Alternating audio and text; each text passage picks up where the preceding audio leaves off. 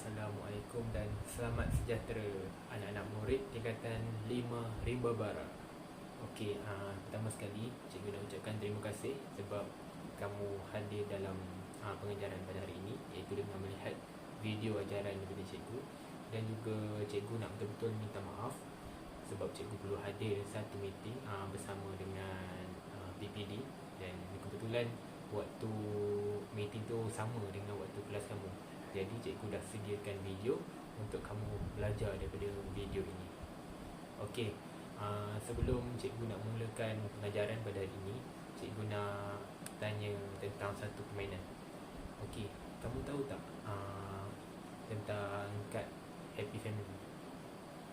Okey, cikgu dapat garanti lah mungkin majoriti daripada kamu tak tahu tentang kad ni. Sebab sekarang kan ialah gadget dah banyak, mungkin kamu banyak main phone je kan. Tapi zaman cikgu dulu memang gadget ni tak meriah lagi lah. Jadi kad ni lah salah satu permainan cikgu bersama dengan rakan-rakan cikgu lah. Main kad ni memang best. Okey, cara main kad ni adalah kamu kena kumpul. Dia ada beberapa family dalam tu. Okey, kamu kena kumpul family, seberapa banyak family yang kamu boleh kumpul. Kamu kena kumpul dan dalam satu family tu ada 4 anak beranak lah. Ada lelaki, wanita, anak lelaki dan juga anak perempuan. Jadi kamu kena kumpul 4-4 tu, dan bila kamu dah cukup kumpul 4-4 kad tu, kamu perlu tunjuk dan sebut one happy family at home. Okey, jadi siapa yang dapat kumpul keluarga yang paling banyak, jadi dia lah pemenangnya. Okey, hari ni kita akan mulakan lah. Sebelum memulakan pengajaran, cikgu nak ajak kamu bermain lah dengan permainan ni. Okey, kita ambil contoh keluarga Dos, iaitu Mr. Dos. Okey, Mr. Dos ni merupakan seorang doktor, dan juga pada suatu hari Mr. Dos balik daripada tempat kerja, dan Mr. Dos marah-marah pada isterinya. Okey, dan isterinya merajuk. Isterinya lari keluar rumah, naik kereta dan pergi merata, pergi jalan-jalan merata. Okey, jadi kita nak tolong Mr. Dos ni untuk cari isteri dia. Okey, antara kedua-dua pilihan ni, okey, mana satu merupakan isteri kepada Mr. Dos? Mana? Yang ni. Okey, betul. Okey, yang ni merupakan Mrs. Dos lah, isteri kepada Mr. Dos ni. Okey, Mrs. Dos ni merupakan seorang jururawat, dan dia juga ada perasaan emosi dia kan, tekanan dia tersendiri. Tapi balik-balik laki dia balik terus kena marah, merajuk lah. Tapi kita dah tolong Mr. Dos untuk cari isteri dia. Okey, seterusnya kita cuba cari anak lelaki dia. Anak lelaki dia ni merupakan seorang pelajar dalam bidang medik. Dia juga ada minat untuk menjadi seorang doktor. Okey, pada suatu hari anak lelaki Mr. Dos dan juga Mrs. Dos ni belajar di rumah kawan dia, dan dia merasa sangat stres, dan dia ikut kawan-kawan dia pergi ke mungkin pergi meluangkan masa bersama, mungkin dan balik, dan tak balik-balik rumah. Dah lewat malam dia tak balik-balik rumah lagi. Jadi mari kita tolong pasangan Dos untuk mencari anak lelaki dia. Okey, antara dua ni, yang mana satu merupakan anak lelaki mereka? Yang bawah. Okey, betul. Betul. Anak lelaki dia merupakan Dicky Dos. Dicky Dos, dan kita dah berjaya tolong keluarga Dos untuk mencari anak lelaki dia. Okey, seterusnya kita cari pula anak perempuan Dos. Antara dua-dua ni, mana satu anak perempuan mereka? Yang atas. Okey, betul, yang atas. Kita dah jumpa anak perempuan dia, dan kita dah tolonglah keluarga Dos untuk menjadi sebuah keluarga yang harmoni, yang lengkap. Okey, kita dah jumpa ke 4-4 kad. kita dah berjaya kumpul dan kita cakap one happy family at home. Okey. Jadi berdasarkan permainan tadi, cikgu nak kamu teka apa yang cikgu akan ajar kamu hari ini. Apa? Keluarga bahagia. Yes, tepat sekali. Okey, topik cikgu pada hari ini ialah kekeluargaan, iaitu hidup berkeluarga.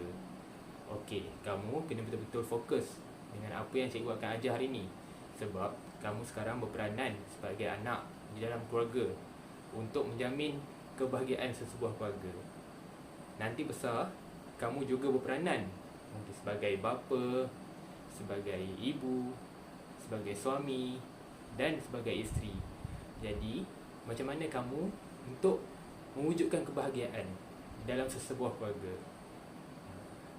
Okey, untuk hidup berkeluarga ni, cikgu nak terapkan bahawa komunikasi merupakan satu kunci asas yang paling penting. Kenapa cikgu cakap macam tu? Okey, mari kita tengok video ni. Assalamualaikum. Awak kenapa ni? Awak tak nak pura-pura lah dengan saya. Awak ingat saya tak tahu ke apa awak buat kat tempat kerja? Awak ingat saya ni bodoh sangat ke tak boleh nak fikir? Apa saya buat? Awak tanya saya, awak layan perempuan sana sini, tanya diorang nak makan apa, siap bawakan lagi makanan untuk diorang. Saya dekat rumah ni dah masak untuk awak, tunggu nak makan sekali. Macam ni awak balas? Tapi kerja saya kan pelayan. Awak tak nak tipu saya lah. Awak cakap awak kerja penunggu. Awak. Wait bahasa Inggeris apa? Tunggu. Waiter? Apa awak nak sorok lagi dari saya? Ya Allah, kau lindungilah aku daripada syaitan-syaitan yang syaitan, ya Allah. Corona. Okey, kamu dah tengok kan lakonan tadi? Okey, itulah yang akan berlaku sekiranya kamu kurang berkomunikasi ataupun tidak berkomunikasi dengan baik. Akan berlaku perselisihan faham antara ahli keluarga. Macam contoh lakonan tadi, perselisihan faham antara suami dan isteri. Okey, komunikasi dalam keluarga ni terbahagi kepada dua. Pertama, komunikasi verbal, dan kedua, komunikasi tidak verbal. Okey, komunikasi verbal ni merupakan satu proses komunikasi, iaitu melalui percakapan yang akan disampaikan kepada penerima. Okey, komunikasi tidak verbal pula merupakan ekspresi wajah dan menggunakan anggota tubuh badan lain seperti mata, tangan, dan juga senyuman. Mata ni mungkin kamu sebagai suami boleh kenyit-kenyit mata kat isteri kamu, supaya menambahkan lagi rasa sayang. Tangan, kamu boleh belai-belai kepala isteri kamu, kepala anak kamu, menunjukkan rasa sayang kamu terhadap kewujudan mereka dalam sesebuah keluarga. Dan juga senyuman. Lupa, saya nak tambah satu lagi, bersalaman. Seperti mana kamu tengok anak-anak sebelum pergi ke sekolah akan bersalaman dengan kedua ibu dan bapanya. Yang paling penting, komunikasi ibu bapa kepada anak-anak berkaitan kesihatan sebelum mereka mencapai usia remaja. Sebab apa? Sebab bila dah capai usia remaja, akan kurang berkesan komunikasi itu. Kamu kena ingatkan anak-anak supaya jangan mengambil rokok, dan juga penyalahgunaan bahan.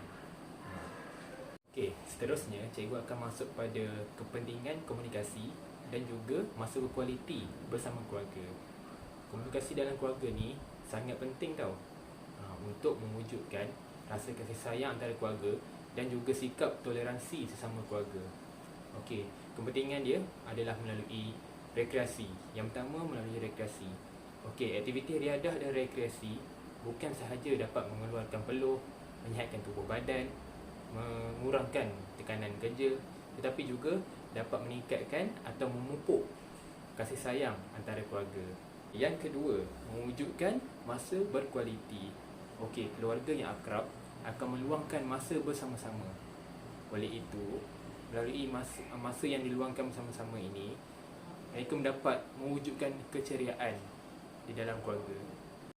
Kepentingan yang terakhir ialah menjalin ikatan kekeluargaan. Ia boleh dilakukan melalui aktiviti aktiviti bersama-sama. Mungkin bergotong royong bersama-sama, membersihkan halaman rumah, mungkin berkelah. Jadi melalui aktiviti-aktiviti ini dapat mewujudkan kemesraan antara keluarga dan secara tidak langsung dapat mengukuhkan ikatan kekeluargaan. Okey, dan yang seterusnya, isu kehidupan kekeluargaan. Okey, dalam isu kehidupan berkeluarga ni, semestinya lah kita sebagai manusia mempunyai ego masing-masing, mempunyai emosi masing-masing. Jadi semestinya akan mewujudkan isu dalam kehidupan berkeluarga. Okey, antara isu-isu yang sering berlaku, yang pertama adalah keganasan rumah tangga. Keganasan rumah tangga ni mungkin berlaku disebabkan oleh pasangan yang terlalu cemburu. Mungkin suami dia cemburu melihat isterinya bekerja dengan lelaki lain, dan selepas tu dia mulalah pukul, buat penderaan fizikal. Dan mungkin juga masalah mental, ada masalah mental dan tak dapat kawal perasaan dia, perasaan marah dia kan. Okey, dan seterusnya, dan yang paling penting adalah kurang didikan agama. Jadi sebabkan dia kurang mempelajari ilmu agama, mungkin kurang mempelajari ilmu kekeluargaan yang saya tengah ajar ni, jadi dia tidak dapat buat apa yang sepatutnya untuk mewujudkan keharmonian keluarga. Okey, isu yang kedua adalah kepincangan kekeluargaan. Okey, kepincangan kekeluargaan ni bermaksud pada zaman sekarang ni, pada era globalisasi kini, ibu dan bapa sangat sibuk untuk bekerja, untuk mengejar harta, sehingga mereka mengabaikan anak-anak. Jadi disebabkan itu, anak-anak akan rasa terpinggir dan kemudiannya senang terjebak dengan aktiviti-aktiviti yang tidak bermoral, aktiviti-aktiviti yang negatif, sepertinya merokok, ikut kawan-kawan dihisap dadah dan sebagainya. Okey, isu yang ketiga pula adalah ibu bapa tunggal. Okey, ibu bapa tunggal ni, ibu atau bapa terpaksa menjaga anak dia berseorangan. Jadi apabila menjaga anak berseorangan, akan terasa beban, dan beban itu akan membuatkan tekanan perasaan kepada dia. Jadi disebabkan oleh tekanan tu, hubungan dia dengan anak dia menjadi tegang, sebab semua benda dia buat seorang-seorang. Tak ada orang yang bantu dia. Okey, isu yang keempat adalah perceraian. Kes ni memang sangat banyak berlaku. Jadi disebabkan oleh perceraian tu, anak-anak akan rasa terpinggir, akan rasa kurang kasih sayang kerana terpaksa berpisah daripada ibu ataupun bapa dia. Okey, dan isu yang akhir sekali adalah kahwin kontrak. Okey, kahwin kontrak ni adalah dia tetapkan satu tempoh waktu.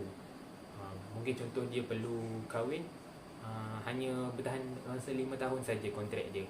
Jadi selepas habis kontrak tu akan membawa banyak masalah seperti hubungan kekeluargaan dan juga hak penjagaan anak-anak selepas mereka telah berpisah, pembahagian harta pusaka, dan juga banyak lagi lah masalah yang akan berlaku apabila kahwin kontrak ni. Memang kita selalu dengar kat drama je, tapi dekat realiti dia memang ada. Okey, ini yang kamu betul-betul perlu kena fokus dengan apa yang cikgu cakap. Okey, cikgu nak cakap tentang cara untuk mengatasi ketegangan perhubungan dalam keluarga. Okey, yang pertama, mestilah kena meningkatkan kemahiran komunikasi antara keluarga. Jadi mungkin mereka boleh saling bincang, berbual-bual untuk meningkatkan percakapan dan juga meningkatkan komunikasi supaya masing-masing tahu apa masalah yang dialami. Okey, anak-anak boleh kongsi masalah dengan ibu bapa supaya mereka sama-sama boleh berfikir untuk menyelesaikannya. Yang kedua adalah meningkatkan sumber kewangan ataupun sumber ekonomi keluarga. Ibu bapa mestilah memainkan peranan yang penting untuk bekerja, untuk mendapatkan hasil dalam meningkatkan pendapatan keluarga.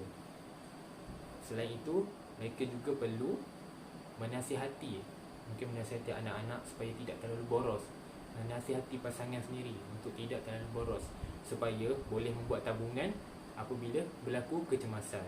Duit daripada tabung tu bila simpan boleh digunakan sewaktu kecemasan, jadi dapat mengurangkan tekanan dan elakkan pergaduhan dalam kekeluargaan.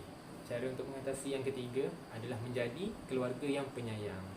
Okey, setiap ahli keluarga perlulah mengambil perlulah ambil berat ataupun bersikap toleransi sesama ahli keluarga, supaya dapat mewujudkan keluarga yang harmoni.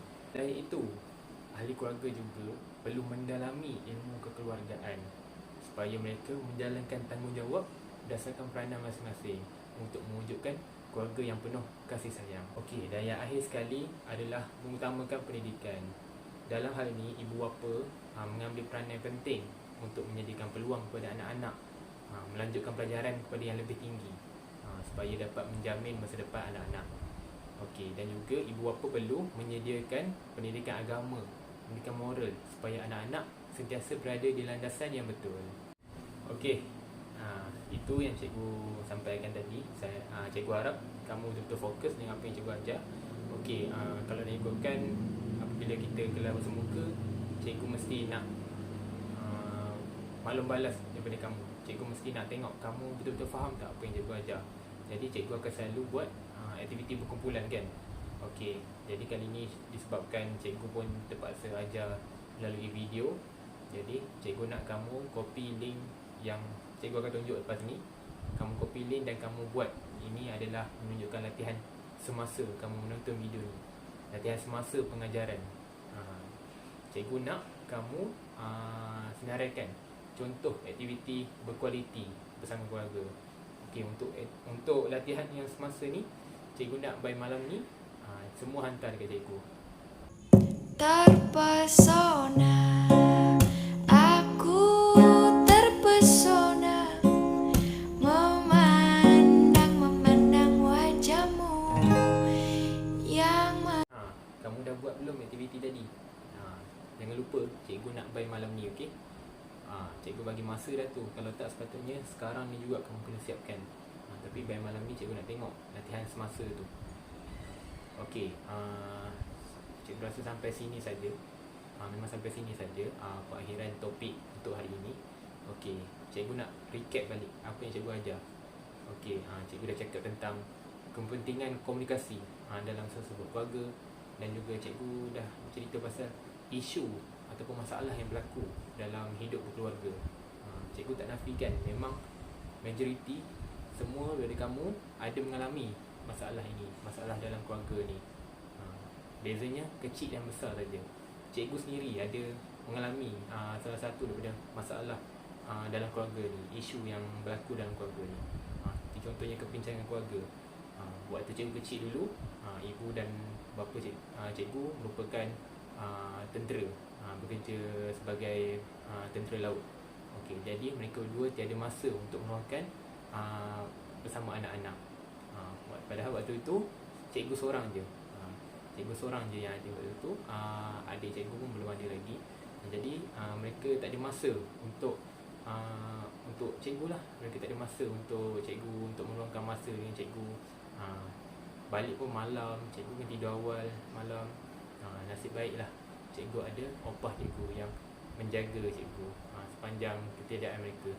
Okey, sekarang mereka dah pun bersara, jadi cikgu ada lebih masa lah untuk diluangkan bersama keluarga.